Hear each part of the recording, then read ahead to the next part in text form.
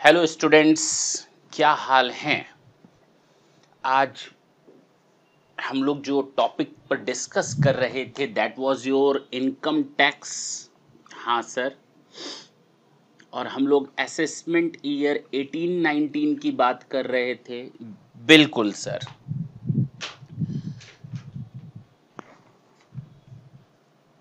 अगर मैं बात करूं इनकम टैक्स की तो सेक्शन 1 रिकैप कर लेते हैं जल्दी जल्दी।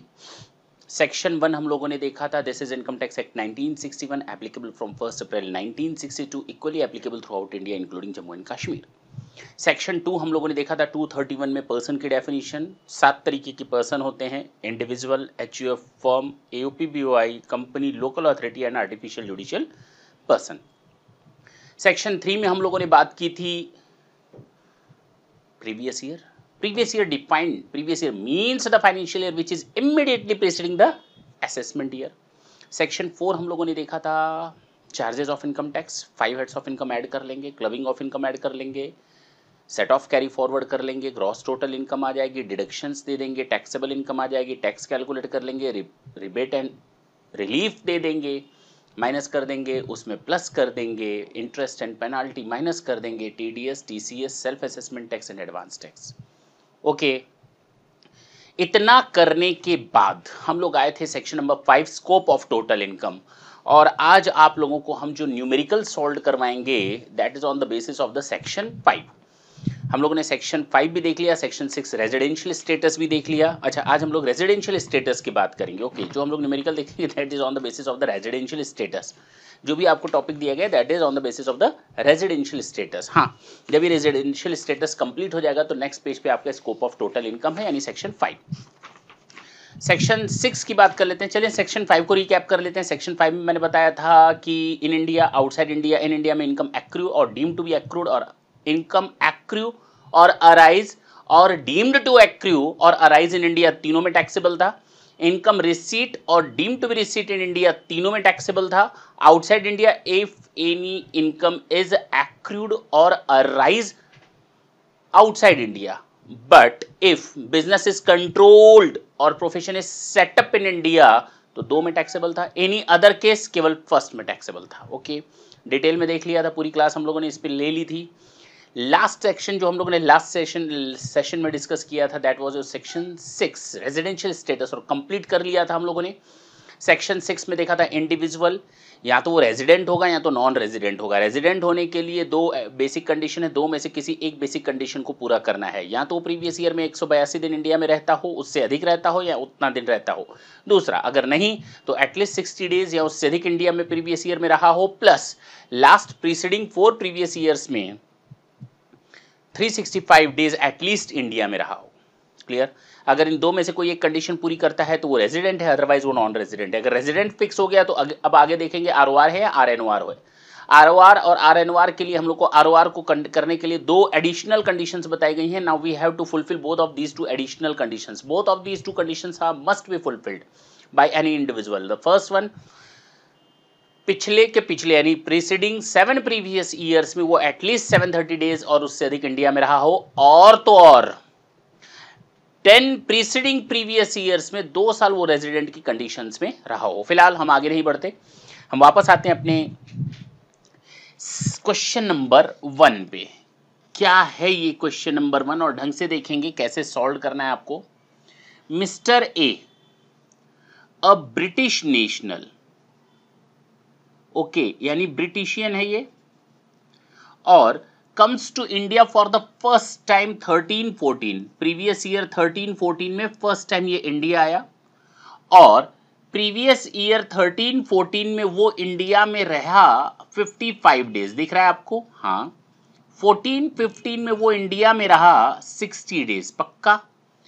15-16 में वो इंडिया में रहा 80 डेज, और 16-17 में वो इंडिया में रहा 160 डेज। 17-18 में he resides in India only 70 days. Determine the residential status for the assessment year 18-19. इसके लिए हमको रेजिडेंशियल स्टेटस तय करना है, ही इज अ रेजिडेंट और non resident. If he is a resident then whether he is ROR और RNOR solution. चलो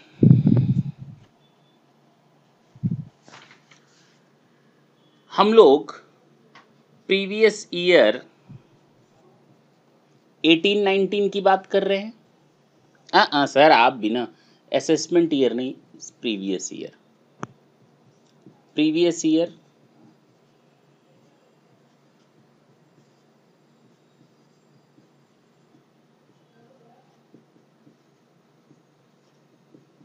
ऐसे चलता जाएगा टेढ़ा।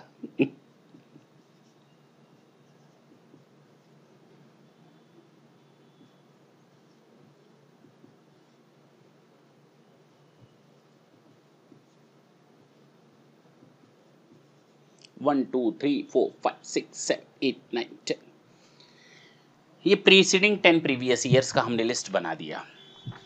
अब हमें बताइए 13-14 में वो कितने दिन हिंदुस्तान में था? ओके 60 डेज, ओके 80 डेज, हाँ 160 डेज, ठीक है 70 days. Now tell me one thing, first of all we have to fulfill the basic conditions. Any one of both of these two, 1 और 2, क्या वो 182 डेज और मोर इंडिया में रहा था? यस और नो? प्रीवियस ईयर में नहीं सर, साफ साफ दिख रहा है ये केवल 70 दिन था, यानी ये कंडीशन पूरी नहीं हुई। अब केवल हमारे पास एक कंडीशन और बची, रेलिवेंट प्रीवियस ईयर में 60 डेज हो प्लस 4 प्रीसीडिंग प्रीवियस ईयर्स में 365 डेज और मोर हो। अब हमें बताइए क्या ये कंडीशन पूरी हुई? प्रीवियस ईयर में वो 70 डेज था, यस उसने ये कंडीशन पूरी कर ली। क्या ये कंडीशन भी इसमें पूरी करता है? पिछले 4 ईयर्स में, प्रीसीडिंग 4 प्रीवियस ईयर्स में, ऐसे ही बताएं, प्रीसीडिंग 4 प्रीवियस ईयर्स में 55, 140 एंड 160, 355 डेज ही आ पाया। यहां 70 डेज है, तो उसने ये कंडीशन तो पूरी कर ली, लेकिन ये कंडीशन पूरी नहीं कर पाया। जब ना तो फर्स्ट कंडीशन पूरी हुई ना तो सेकंड कंडीशन पूरी हुई, he would be treated as non resident. हो गया हो नोट? और मैं साफ साफ बोल दूं, साफ साफ बोलते हैं कि जब मैं लिखूं तो आपका ध्यान केवल बोर्ड पर होना चाहिए, नोट कर लें जल्दी से।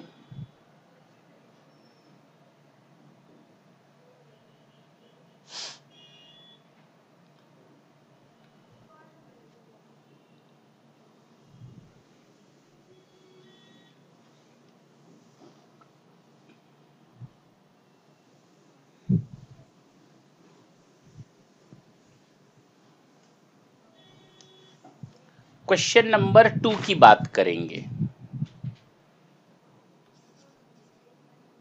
क्या है क्वेश्चन नंबर 2 में? मिस्टर बी मलेशियन सिटीजन है, कोई दिक्कत नहीं है। After a period of 10 years stay on 1st June 2015, okay, during the financial year 16-17 he comes to India for a period of 46 days.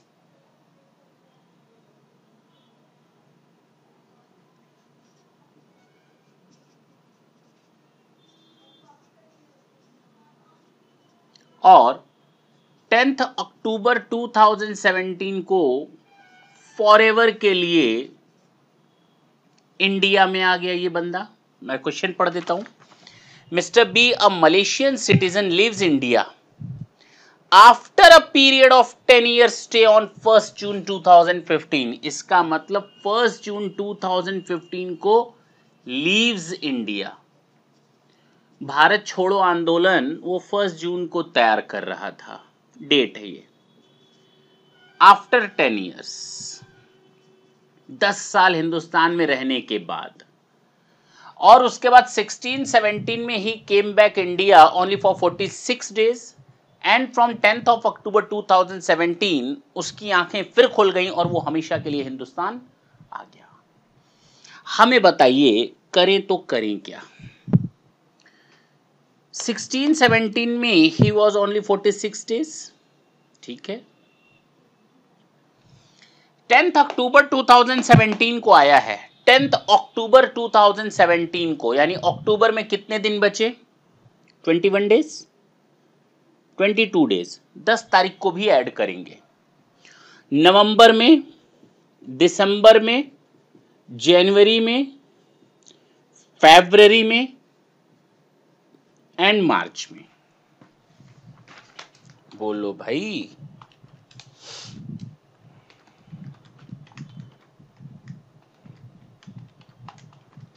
One 173 days.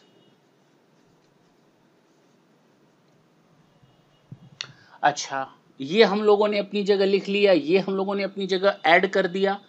1 जून 2015 में उसने हिंदुस्तान छोड़ा था। ध्यान से सुनेंगे, 1 जून 15 में उसने हिंदुस्तान छोड़ा था, यानी अप्रैल, मई और जून की 1 तारीख को रहा। यानी यहां पर अप्रैल में वो था 30 दिन, मई में और 1 दिन जून में। 1 जून को हिंदुस्तान उसने छोड़ा तो ऐड हो जाएगा, यानी 62 days he was there.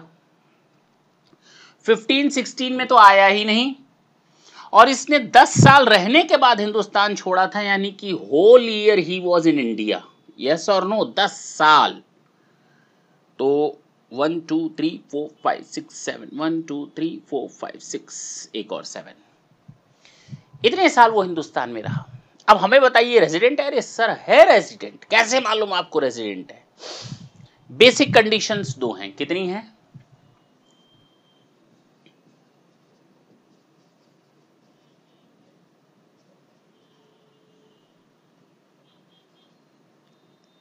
Relevant previous year में क्या वो 182 डेज और मोर था? नहीं सर, नहीं था, वो केवल 173 डेज था, ठीक है। मेरे पास एक ऑप्शन बचा हुआ है, रेलिवेंट प्रीवियस ईयर में क्या वो 60 डेज और मोर था? हाँ सर, वो था 173 डेज। इसका मतलब उसने ये कंडीशन पूरी की। प्लस 4 प्रीसीडिंग प्रीवियस ईयर्स में क्या वो 365 डेज और मोर था इन इंडिया? इसके लिए देखना पड़ेगा 4 प्रीसीडिंग प्रीवियस ईयर में 1 2 3 अपने आप आ गया, 1 2 3 और ये 4 कवर हो गया sir ji. 46 days plus 62 days plus complete 365 days. Yes sir, he was here in India for more than 365 days during the 4 preceding previous year. Yes, तो ये आपका आंसर आ जाएगा रेजिडेंट। अब बात आती है, ये ROR है या RNOR है? ROR में जाने के लिए हमें मालूम है 2 एडिशनल कंडीशंस हैं। कितनी एडिशनल कंडीशंस हैं? और दोनों वो पूरी कर रहा है, मैं ऐसे ही बता दे रहा हूं। कैसे बता दे रहे हैं? आपको रटा हुआ है? नहीं सर। क्यों? कहता है पहला कि पिछले 7 सालों में कम से कम 730 दिन इंडिया में रहा हो। अरे वो तो यहीं पर हो गया 730 दिन। 1 2 3 4 5 6 7 730 क्या बहुत ज्यादा हो गया? यस, फर्स्ट कंडीशन 730 दिन है। उससे पिछले 10 सालों में वो 2 साल रेजिडेंट रहा हो। अरे कई बार रेजिडेंट रहा है, यहां पर भी 182 डेज से ज्यादा, यहां पर भी 182 डेज से ज्यादा, यहां पर भी 182 डेज से ज्यादा, तो कई सालों तक वो रेजिडेंट रहा। Yes sir, he is a resident and ordinary resident. Is it clear? जी सर। नोट करना हो नोट करें, नहीं तो हम इसको मिटकाने जा रहे हैं। आप लोगों के दिल और दिमाग में एक क्वेश्चन आ रहा होगा, how to present all these things in our notebook. देखते हैं। टॉपिक तो समझ में आया? हाँ सर, टॉपिक में कहीं कोई दिक्कत नहीं आई।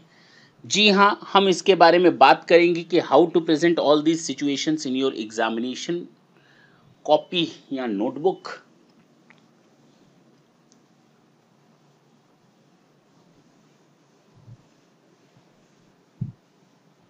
क्वेश्चन नंबर 3,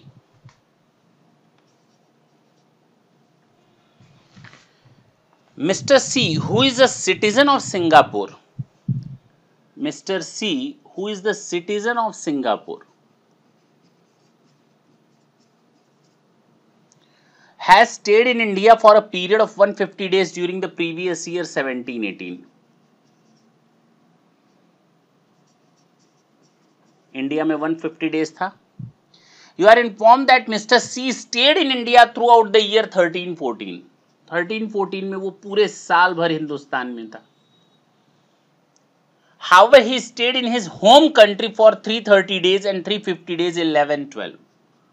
11-12 and 12-13 में वो अपने देश में रहा, होम कंट्री में 330 दिन, यानी यहां 35 दिन रहा, और 350 डेज वहां रहा, तो इसका मतलब यहां 15 दिन रहा। उसका रेजिडेंशियल स्टेटस अब आपको पता करना है।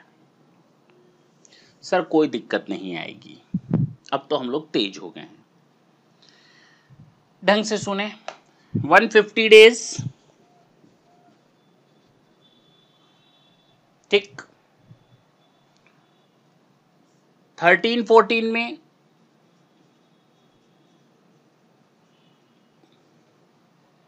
11-12 में 12-13 में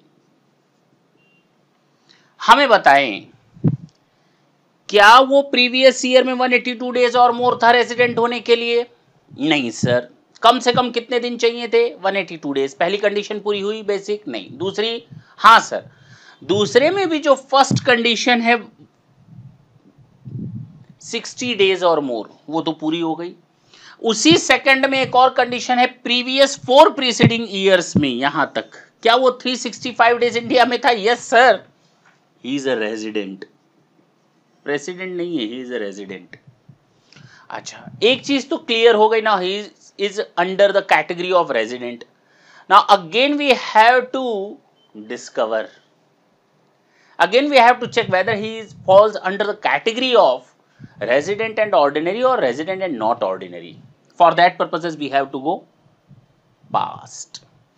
पिछले 7 सालों में क्या वो 730 हिंदुस्तान में था? नहीं दिख रहा। 7 सालों में वो हिंदुस्तान में 730 दिन नहीं था, और हमें मालूम है कि दोनों एडिशनल कंडीशंस पूरी करनी पड़ती हैं। एक कंडीशन भी फेल्योर कर गई तो it is of no use to go for second one condition. He is a resident and not ordinary resident.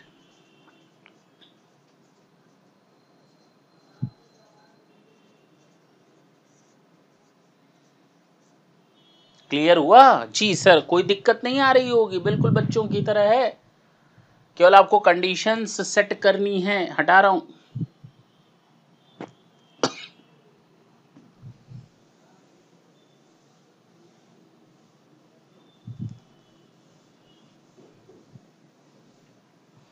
Question number 4 की बात करते हैं।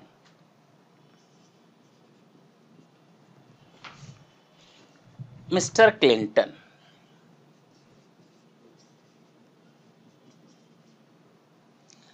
Comes to India in 13-14।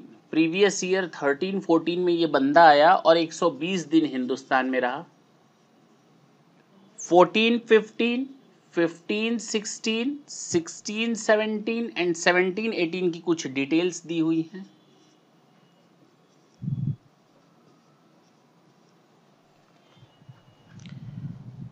हम डिटेल में बताएं या शॉर्ट में बता दें? सर थोड़ा डिटेल में ही बता दीजिए। 13-14 में 120 डेज, 50 डेज, 110, 80 एंड 90। ये तो पक्का हो गया 182 डे वाली कंडीशन पूरी नहीं हुई, लेकिन बेसिक में एक और कंडीशन बची हुई है 60 डेज वाली, वो पूरी हो गई। लेकिन प्लस करना है क्या पिछले 4 सालों में वो 365 दिन हिंदुस्तान में था या नहीं, उसके लिए 170 plus 190 360। Oh he is a non resident, he is a non resident. इसका रिजल्ट क्या आया? इसने कोई कंडीशन पूरी नहीं की। नोट करें तो फिर हम आगे बढ़े।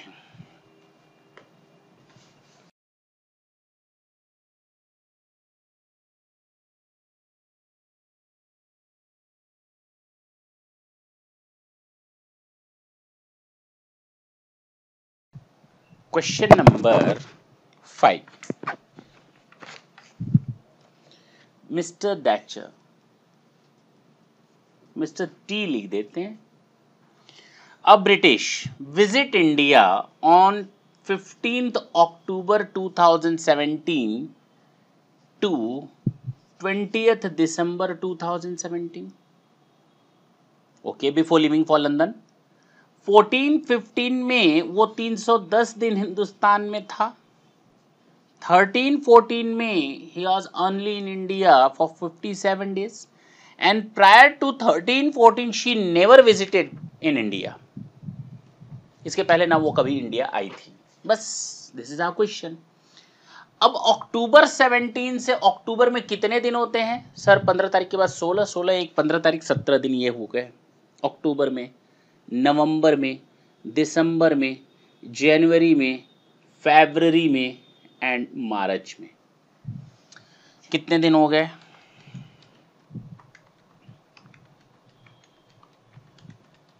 $168 डेज। ठीक है। 14-15 में, 13-14 में हमें ये देखना है कि क्या प्रीवियस ईयर में ये 182 डेज इंडिया में थी? नहीं थी। दूसरी बेसिक कंडीशन है, क्या प्रीवियस ईयर में 60 डेज थी इंडिया में? जी। प्लस पिछले 4 सालों में क्या वो 365 डेज इंडिया में थी, उससे अधिक? सर हाँ, ये भी कंडीशन पूरी हो गई, यानी बेसिक की सेकंड कंडीशन पूरी हो गई।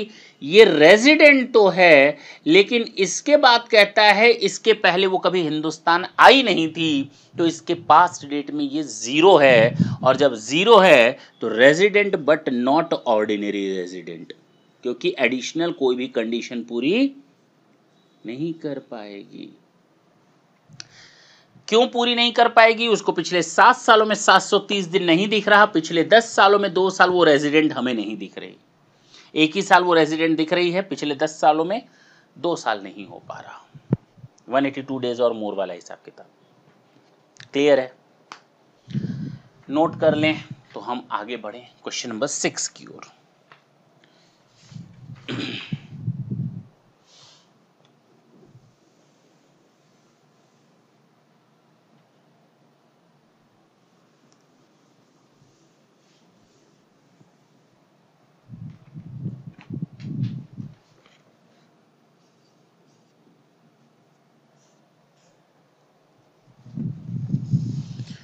Mr. Shen Won, a foreign national, visited India in previous year 12-13 for 150 days.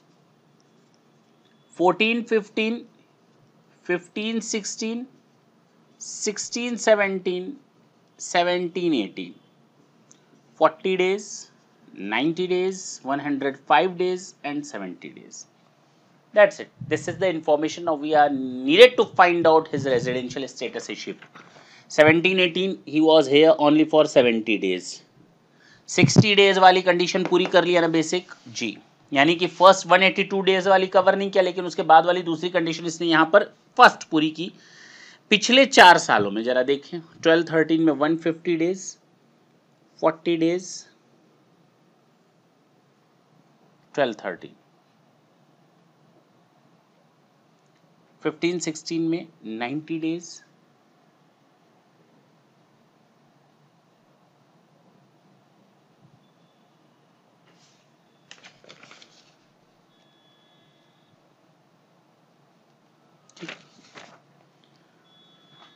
Bharat 13, ये हो जाएगा यहाँ पे ये 0, 15-16 में 19 डेज, 90 डेज एंड 105 डेज।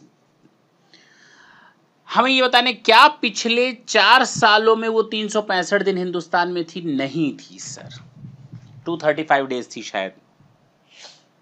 ना तो उसने पहली कंडीशन पूरी की, ना तो उसने दूसरी कंडीशन पूरी की, she is a non resident और he is a non resident. Shane Warne है ना, तो he is a non resident. Clear है? बहुत इजी है, बहुत ही इजी है। एक बार बस इस तरह से देखने की आदत पड़ जाए जैसे मैं बता रहा हूँ, ज़्यादा घन चक्करों वाला हिसाब किताब नहीं क्रिएट करना।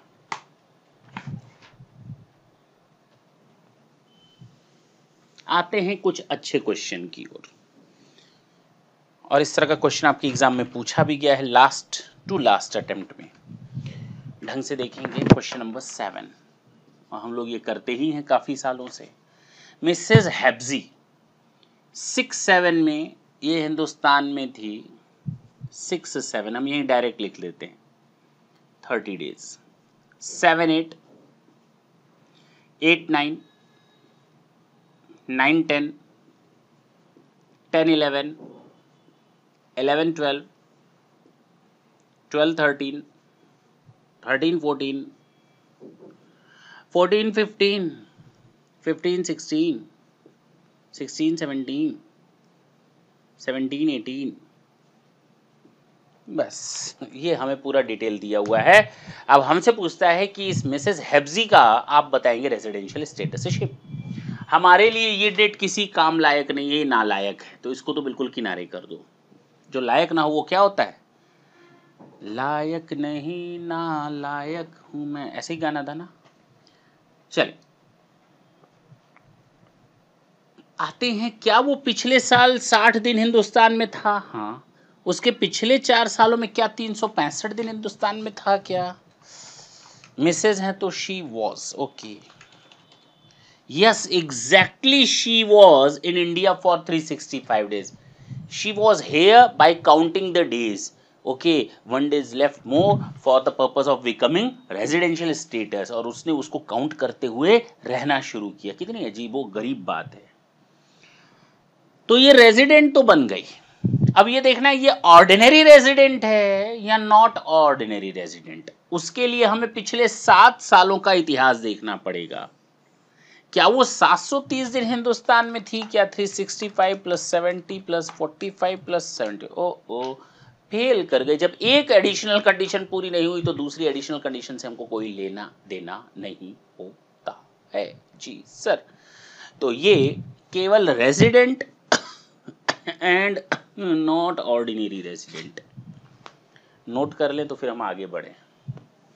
बताएं, ये क्वेश्चन पूछा गया है आपके एग्जाम में, कितने हल्के हल्के क्वेश्चन आते हैं।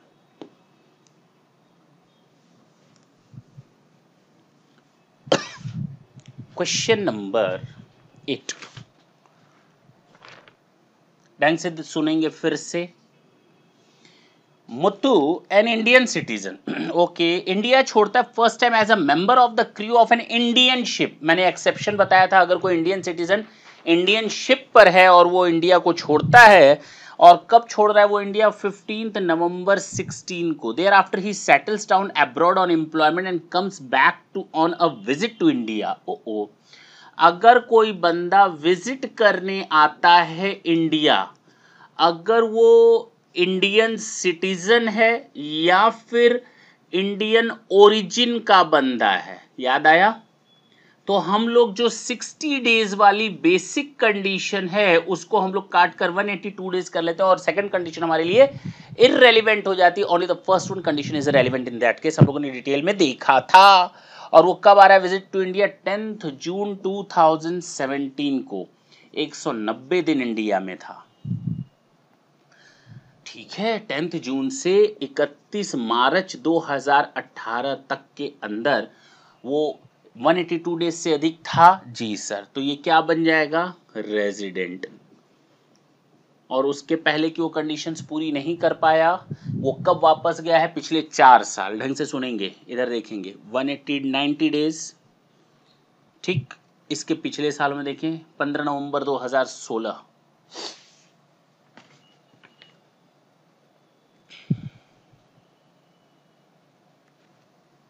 इसके पहले पूरे साल हिंदुस्तान में था, पूरे सालों साल हिंदुस्तान में था। यहाँ फर्स्ट टाइम वो गया था 15 नवंबर 2016 को। तो कंडीशन सारी पूरी कर ले रहा है एडिशनल। तो he is a resident and ordinary resident. हाँ या ना, क्योंकि यहां पर इसको 60 डेज वाला कोई ऑप्शन नहीं मिला हुआ है, याद रखेंगे 60 डेज वाला ऑप्शन नहीं मिला हुआ है।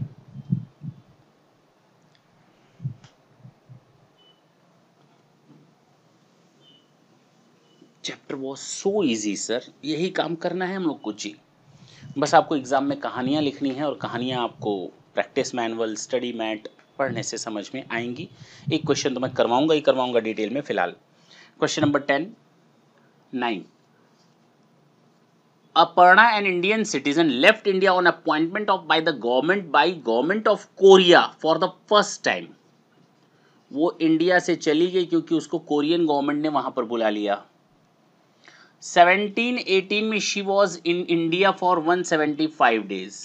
क्या वो रेजिडेंट है? नहीं सर, उसको कम से कम कितने दिन होना चाहिए था? 182 डेज होना चाहिए था। तो she is a non resident, Indian होते हुए भी non resident. Last question of the day और the topic, question number 10।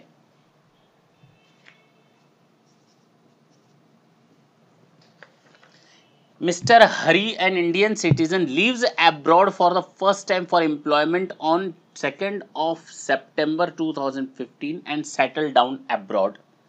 He doesn't mean India 1617, but 1718 he visits India on 5th of July 17 to 30th January 2017.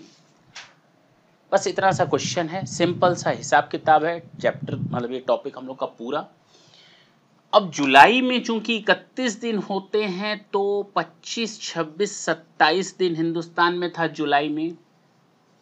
अगस्त में 31 days होते हैं। सितंबर, अक्टूबर, नवंबर, दिसंबर and जनवरी, इनको जोड़ लें। जनवरी में 30 जनवरी तक था।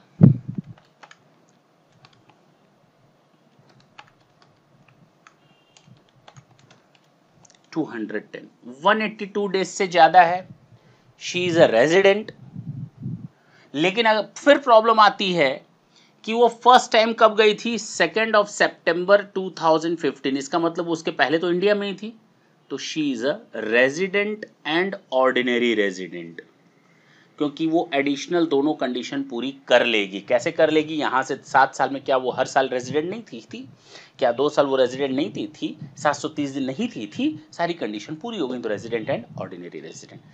Now that was the topic and that was the chapter, you can say residential status. हम लोग को नेक्स्ट सेशन में एक चीज करनी है और वो है आपका scope of total income, section 5 को ध्यान में रखते हुए। आप नेक्स्ट क्लास में जब मेरे सामने रहें तो उस समय आपके पास सेक्शन 5 का पूरा ज्ञान होना चाहिए, so that we can go ahead, we can solve our questions also. That's it. Our first chapter is going to be completion stage. Thank you. Thanks a lot.